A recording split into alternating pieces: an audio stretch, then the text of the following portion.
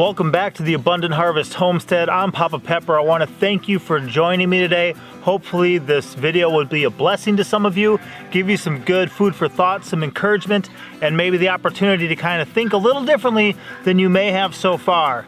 Pretty much, I think that to truly thrive as a gardener, or maybe even to be able to continue gardening, you need to be doing this.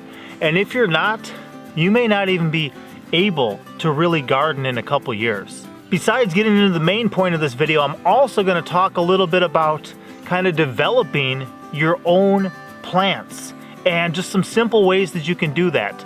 A lot of the different things that I'm exposed to in the homesteading community is just a lot of creative people trying to live a life that makes sense. And it's really cool just to see the energy and the creativity, the drive and the purpose that these people put in to living their lives. And I cover a little bit about why we homestead in this book I put out a little bit ago, Why We Homestead. I'll pin a comment with the link if you guys want to check it out. Let's get into the video. What you see here before me is a small example of what I think it takes to truly be a thriving gardener in these days and in the days to come. What these are is just a small assortment of saved seeds. So the plants that we grow here on the homestead, we have reproduced. That way we don't need to buy seeds, and I can take a small packet of like 20 or 30 seeds and the following year not only eat a whole bunch of the plants that I planted from there, but actually get back like 10 or 100 times the amount of seeds I originally had. Here we just have some blue curly Scotch kale, some cilantro, some Chinese red noodle beans. These are actually the complete dried flower heads for the toothache plant, but they're full of seeds and work really well for us.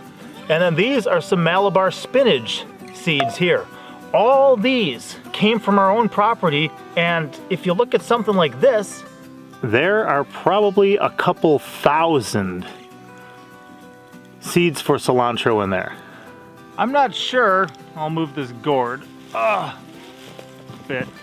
If you can see all this green in front of me right here, all this green is some cilantro, just like from these seeds that I showed you. In fact, when I was saving these seeds, I took some of the mature cilantro and I saved them and kind of sorted through the sticks and the stems, the dried stuff in this area. So all of this just kind of seeded itself from what wasn't making it into my collection.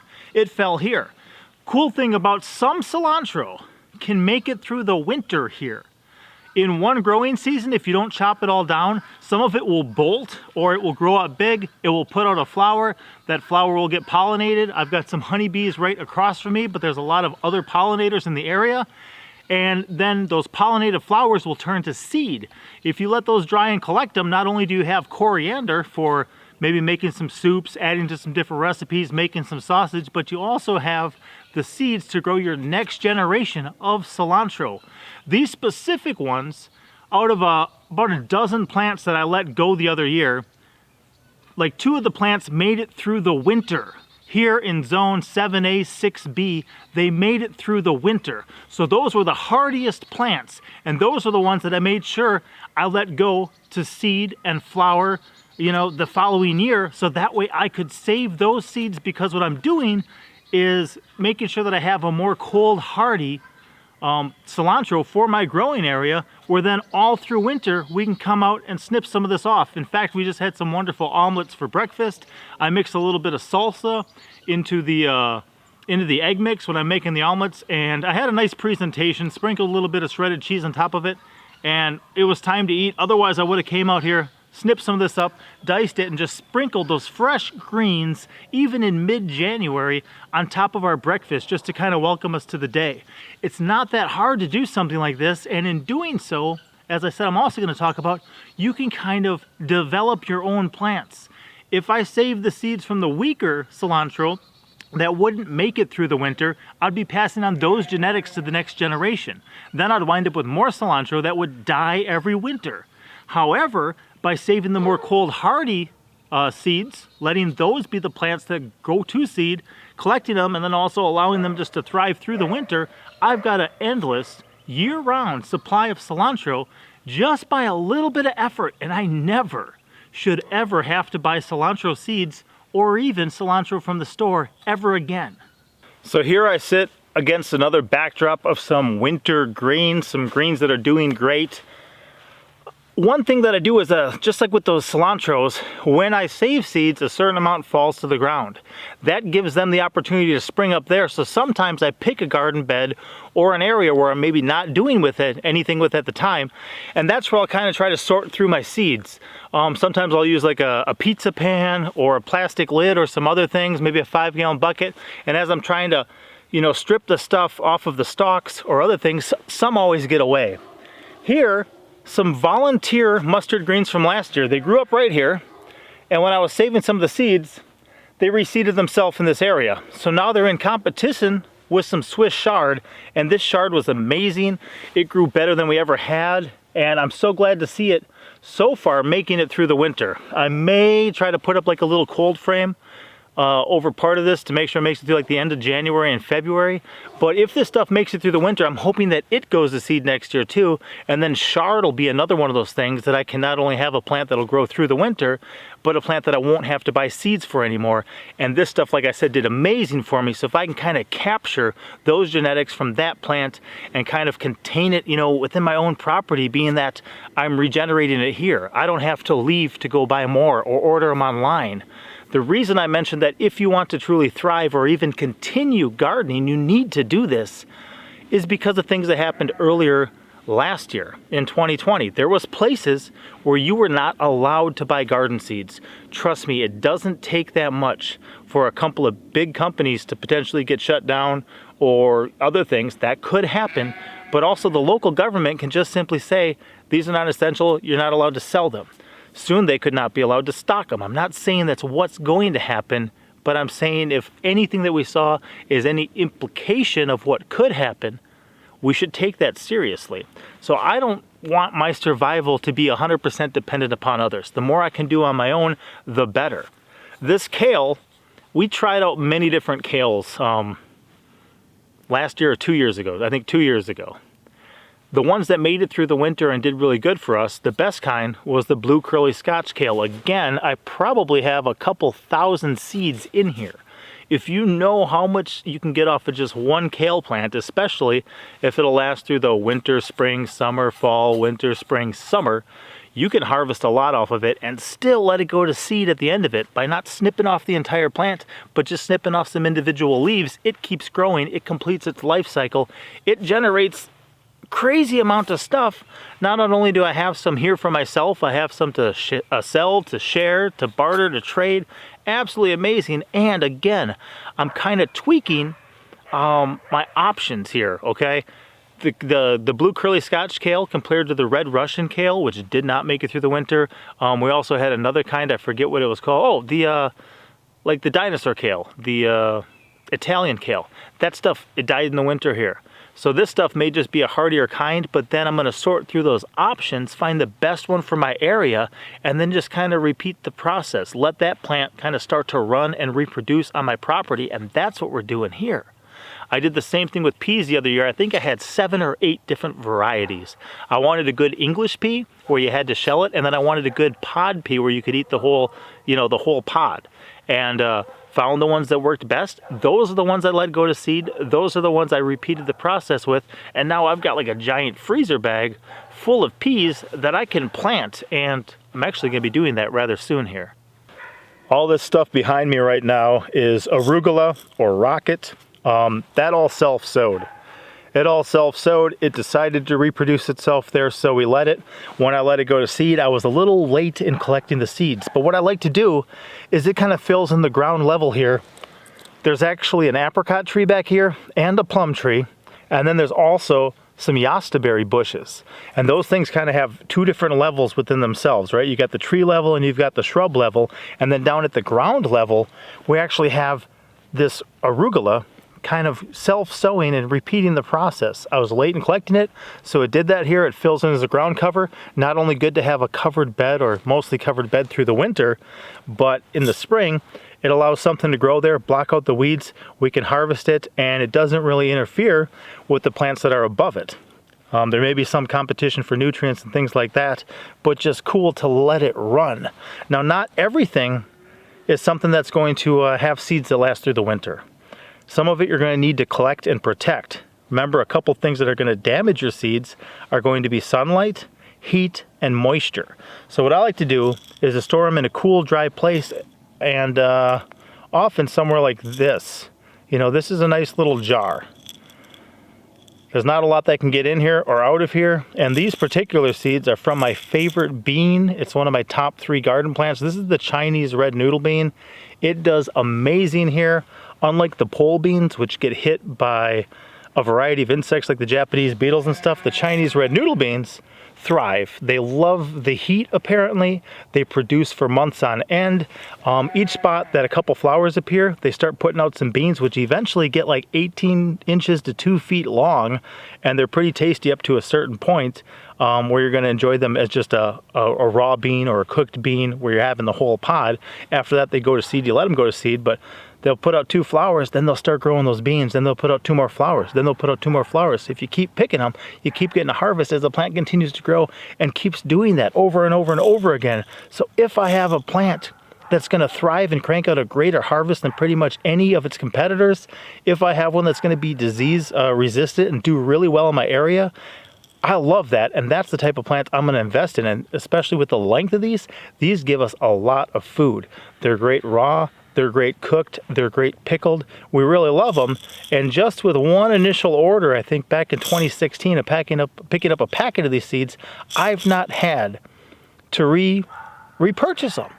I've had an abundance, an overabundance every year of them ever since by letting some go to seed. As a gardener, you've got to think about sustainability. You've got to think about just even the cost effectiveness, not only of growing your own food, but of saving your own seeds. And it doesn't take that much for so many plants. They want to produce seed. That's the purpose of their life cycle. And even if you have some that you need to cut down the whole plant, you can always let 1 or 2, even the best ones, right? A lot of times people pick the best of the produce and they let kind of the nasty ones go. The ones that are subpar, the ones that look kind of like mutants, right? Because we're trained in the grocery stores to pick the prettiest things. But if you let the biggest, toughest, hardiest plants that are doing the best not be picked, if those are the ones you don't eat and you let them go to seed, then you wind up with a hardier seed stock for your future. And I absolutely love it. And a cool thing too about the Chinese red noodle beans, they are color coded. So unlike green long beans, where they kind of look like the vine and they're the same color as the leaf, these guys are color coded. They make it so much easier for us, and it really it speeds up even the harvesting process. So even the color of certain seeds that you're going to grow and save is good to think about. So for anyone who's made it this far in the video, I'm going to let you know that the best is yet to come. I've got something really special, really cool, what I think is the highlight of this video to come in a minute. But while I'm still on the subject and I have these guys in my hands, I'm going to talk just a little bit about these. So right now I'm staring at you through a fence. You can probably see that here in front of my eyes. It's only about 8 feet long, and I added some extra stuff because I think as gardeners we really need to be growing up. So it probably goes about 6 or 7 feet tall. A couple years ago, I planted just like 12 or 14 little Malabar spinach seedlings, and they covered this entire thing. They gave us fresh greens that thrived in the heat of summer. Some of them would grow like this big. They were thick, they were crisp, they were juicy, they were good raw, they were good cooked, and they just thrived. So I let them go to seed. And even as I look at the ground beneath me, there is a good amount of rabbit manure and stuff from a recent video where I was just kind of preparing this for spring in the winter. But there's a lot of seeds down here. There's a lot of organic material from the plants themselves. And I haven't planted this in years, yet every year on its own, it comes back. A lot of people, when they think about perennials, you know, they think about those plants that are going to be there for years to come. Something like a fruit tree, something like a raspberry bush, something like a fig tree, you know, a plant that you're just going to plant once and it's going to be there for years. But there's a lot of annuals that we can use in our areas that can self-sow. That is so important to me. Number one, it kind of it sets you up for the future because it gives you longevity out of the plant. Another thing is that it reduces the amount of time and effort. I started seedlings of these once. I had my little seedling trays. I may have germinated them first in a paper towel or something. I don't remember. It was so many years ago. I haven't planted them since. I don't remember. Every year they just come back on their own. So all that time and investment of energy and resources and effort that I had in getting those seedlings going, I never have to invest again. It sows itself and it comes back year after year on our property. The same thing happened with these toothache plant flowers. Now the flowers and the leaves are edible. People do use them in salads like in the Mediterranean and stuff. Here it's mostly used as a medicinal because it's got a really cool numbing effect. That's why it's called the toothache plant. It also works good for sore throats and things like that. I had a friend, he had a sore throat. I said, here, try one of these. He's like, that's amazing. Can I get some more? So I gave him some more. But I didn't plant any of these last year either.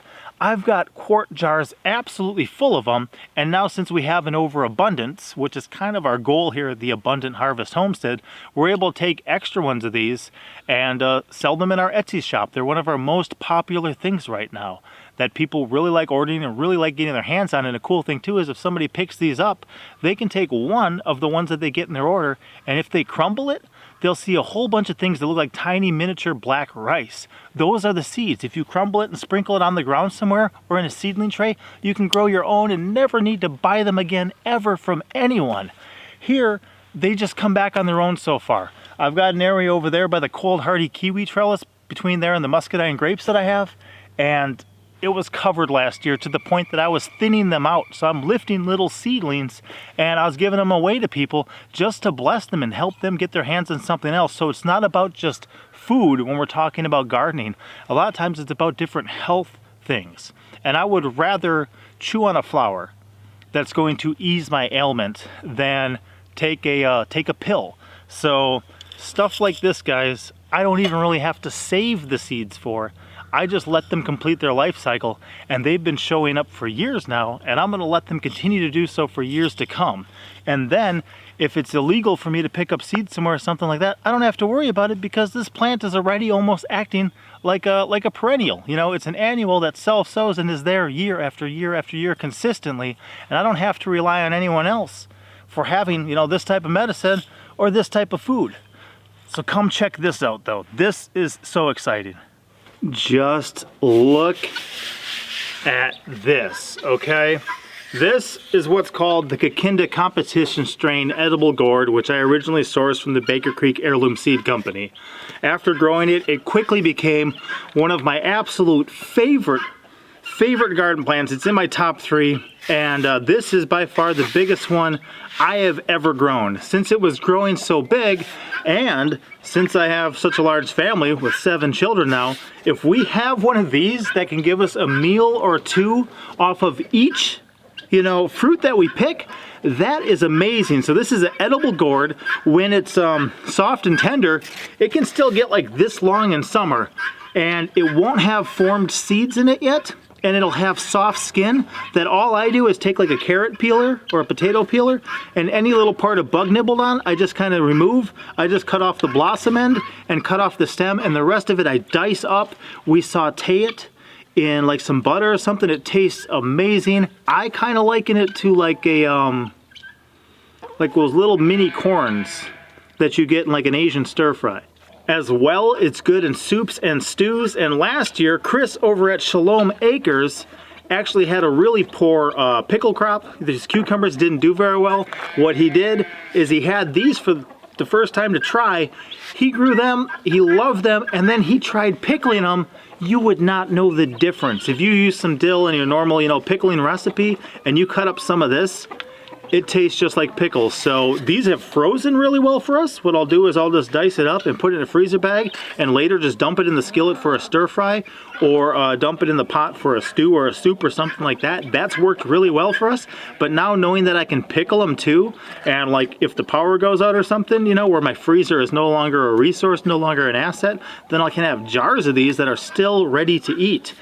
I've drilled a hole in the end of here, and inside here are seeds. They're a little difficult to get out without breaking the plant, and that's why you can just crush it. But I also sometimes will take like a long section of wire and I'll run that inside there, kind of like a clothes hanger type thing. But with these, you know, obviously a clothes hanger is not going to get you very far.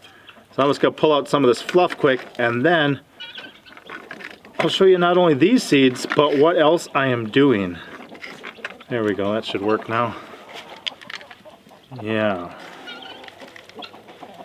Oh, I dropped them.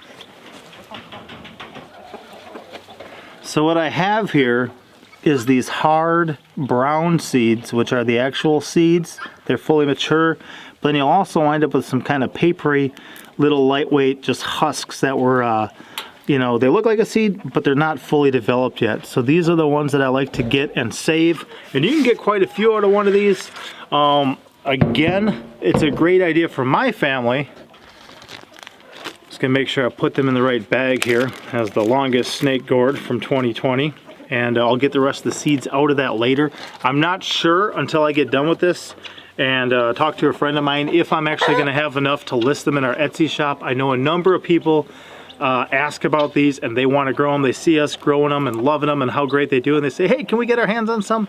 Not always an option for us. I'm hoping I have enough to share, enough to sell. I had some earlier in the year. We'll see what comes out of here. But one thing that I was doing is I'm selecting things, right? Obviously, if I want a nice big snake gourd, I'm going to let those biggest ones grow, go all the way to seed, and then save those so that I can get a meal or two out of each little fruit I pick. Little fruit, but you know what I mean. Out of each time I pluck something off the vine, I got a meal or two for my entire family. But that's not always the case. Some people, there's no reason for them to have one that big. Maybe it's just them and a couple children, them and their spouse. So what I started doing was selecting some of the smaller ones that seem to go to seed more quickly before they really grew very long. I did that 2 years ago. And then last year, I found out that if your sheep and goats have enough pasture to munch on, they'll leave different squashes and gourds alone.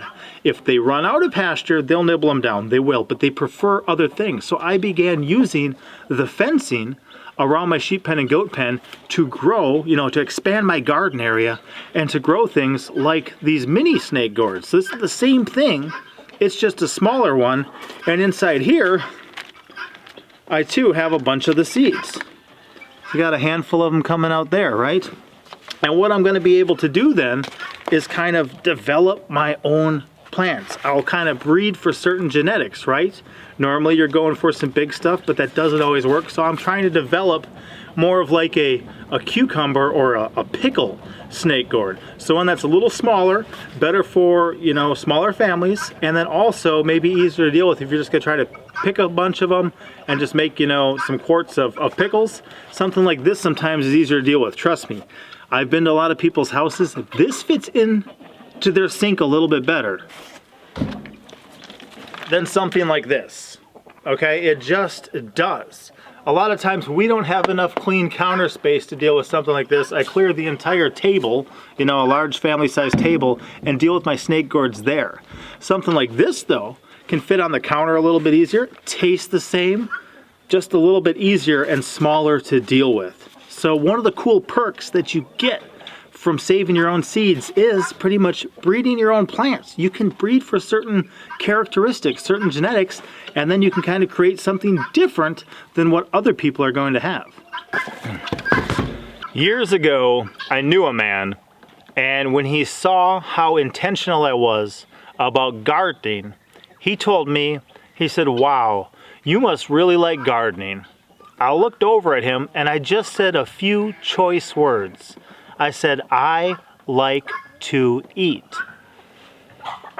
I like to eat. If I didn't have to, there's a lot of days I wouldn't bother. I would just go about my business and get more done than the time that goes into food preparation or sitting out at the table and eating. But it's kind of a requirement for our bodies to be eating on a fairly regular basis, you know? So because of that, I believe that gardening is very important, because without food, we're all going to die a very quick death.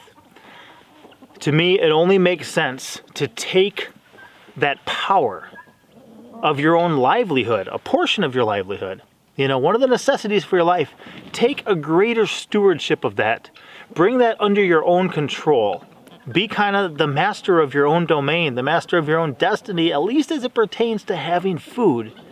And you can't really do that without saving your own seeds, I think, in a wise way. It can be accomplished, and you can buy your seeds, place your orders every year, you can do that.